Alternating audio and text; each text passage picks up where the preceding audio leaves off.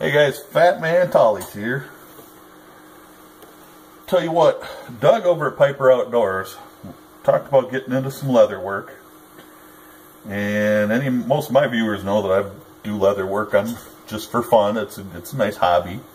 I don't do any of the crazy stuff. You know, I don't have that kind of talent. I do, however, have enough skill to make the product itself. I've done a lot of different things. You know, everything from a knife sheath. This particular one is for my Mora, well, it fits a Mora companion. Not mine. This is for Tony Bushcraft. So if you see this, Tony, it's coming.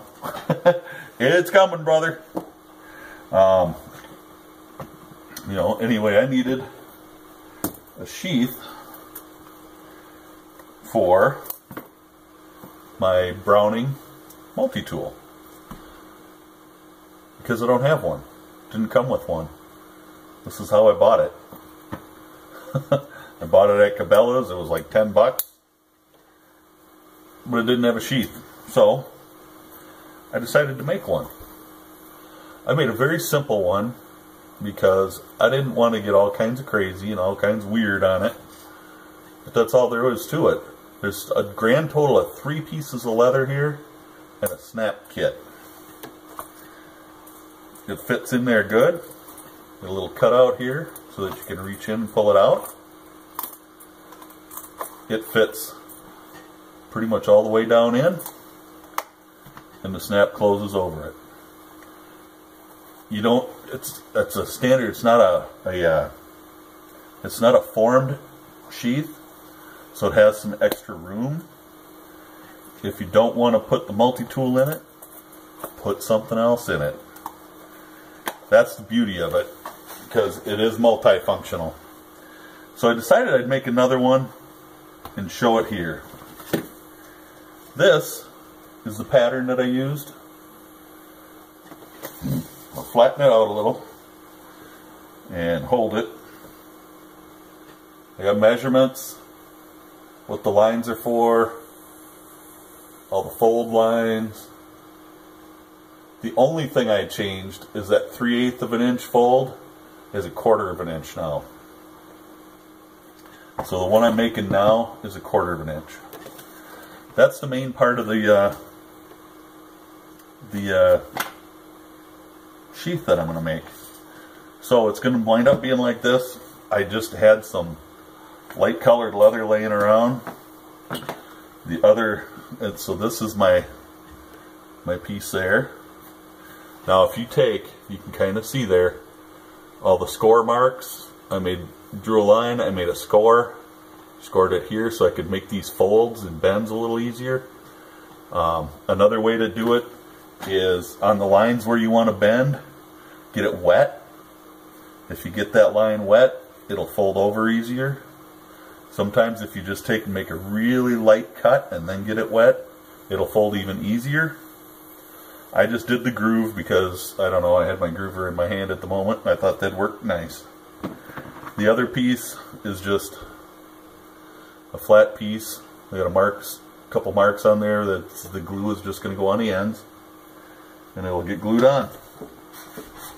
So it'll get glued on and then it'll get stitched. But what I'm going to do right now is I'm ready to put some glue on. So I'm going to go ahead and I'm going to glue the belt loop on and then I'll be back with you.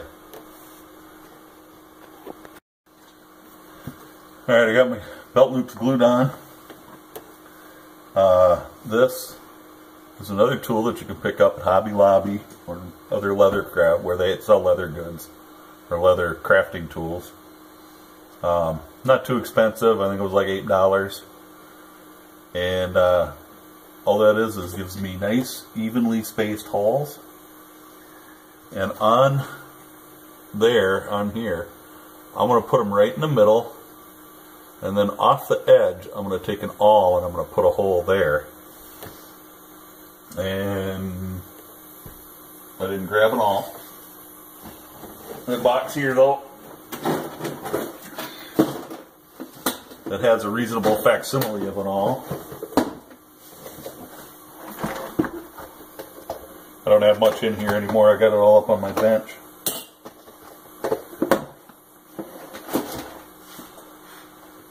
An old test light, the cord got cut off on it. It's got a good sharp point, makes a nice little awl when you're doing some leather working. So I'm just going to center these up best I can. I'm going to be up probably maybe 3/16 of an inch up from the bottom, so I'm well within the area that's glued. And I'm just going to take this, and I should be using a plastic mallet, but I have this handy.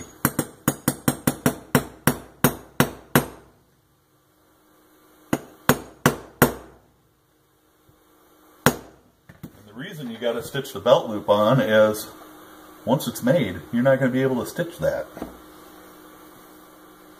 So I want to make sure that I get the belt loop stitched on before I go any farther.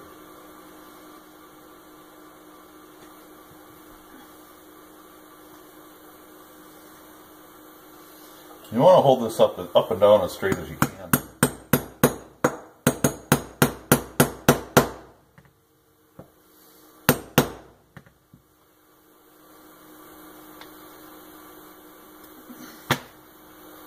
There. Now the ones coming off the side, you just want to get them in line with the others. And I want it right next to the edge of the belt loop. So, let me see if I can get my camera to go out my phone. Do this with my phone. Let's see if it'll cooperate. You can kind of see where that is, right at the edge. It's got a nice sharp point. I can just push it right through.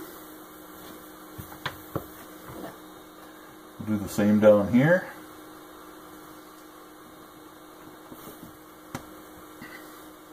Now the reason I want this to go off the edge is just so that I get a stitch over the edge that holds this belt loop on really, really, really well. And the belt loop won't come off, it won't be goofy, it'll just stay nice and tight. So, there we go. As for a thread that I'm using, this is just an artificial sinew. Comes on a roll. This was 50 yards. You can get smaller ones, 20-yard rolls of it. That cost you $3 or $4. This one was $8. Again, from Hobby Lobby. So when you're starting out, you don't have to spend a ton of money on supplies and equipment. You know, you're learning. The rubber or the contact cement, it's just plain old contact cement from the hardware store. You don't have to be fancy. You don't need a stitching pony, although it's nice. You don't need it. So I'm just doing this the way I started out. The first hole I'm going into is the last hole that I made. Right off the edge of the leather. Now, that first hole is a tighter hole, so it's going to be harder to pull my needle through.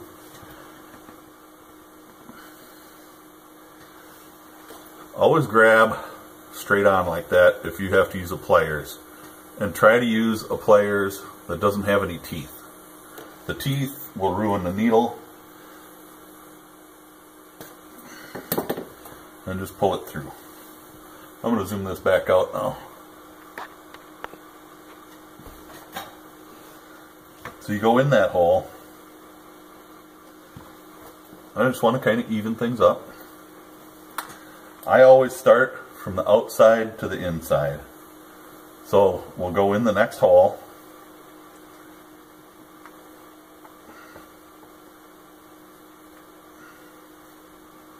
And pull it through. I'm not pulling it tight, I'm just pulling it through. And I'm going to pull that end up and take the other needle and go right in front of it and come through. Now they're both snug. Now I can pull it a little tight. So get a little closer. I'm going to go in this hole with this needle pull it through, and I'm going to pull it back out of the way. The other needle is going to come up, okay, and it's going to go through right above it. I don't know if you can see it,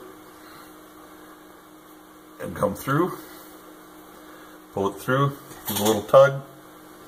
You don't want to have to, reef on it and get it super duper tight.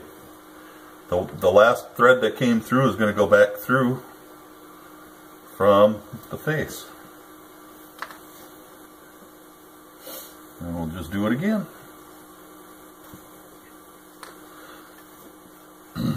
Same thing again. And you just keep doing that. That's just a basic saddle stitch. And I probably do it different than other people. But I have to some of the reasons I do things is I do have arthritis in my hands, and sometimes things get a little tough, and I just do things a little different. You don't have to let a disability get you down. You can, overcome adversity, as I used to tell my kids. So I went through again into that last hole. Pull that through. Pull back again. Take the other one and go through.